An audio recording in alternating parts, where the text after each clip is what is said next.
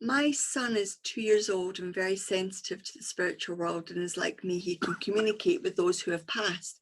What advice would you give to encourage him as he gets older, to explain to him what it all means? What advice? You looked at me as well. Well, we have a young boy very similar. We do. Okay.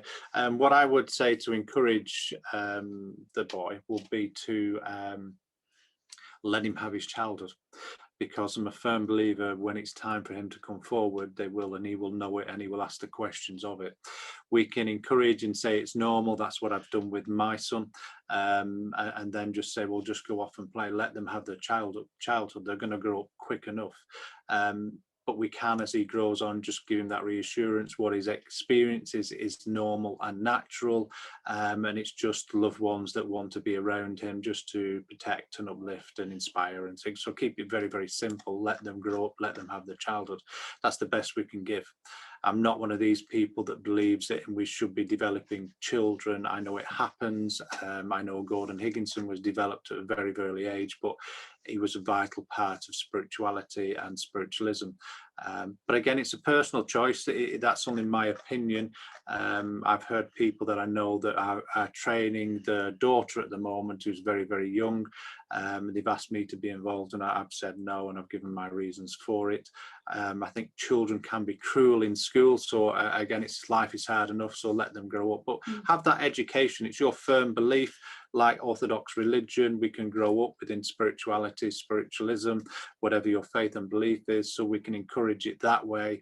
There used to be some good, I don't know if you have them down in New Zealand and Australia, what we call the lyceums of the churches, where they used to be educated, sing songs. So it's very much like a Sunday school.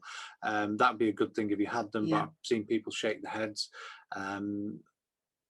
We can read up on it and read books on it and things like that. So again, it's a very personal choice. You've asked somebody, that's my opinion, let them have the childhood. So it's entirely my up to you daughter guys. is now 24, and I've been doing mediumship 25 years, so she's grown up with this.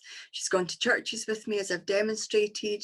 She's sat in the church that I run in. Before COVID, she sat there on the front row with her Nintendo because I was chairing at the church. She's grown up in it. She's finding her own spirituality and her own way. She is, in her own right, a healer, although she doesn't really want anything to do with spirituality. She's going into the caring profession. That's her way of sharing her ability and her understanding. Whether when she gets to 30, the spirit will pull her in, so be it. But absolutely what Phil said, help them understand, help them not be afraid, and allow them to have their life. Don't force it down their throats.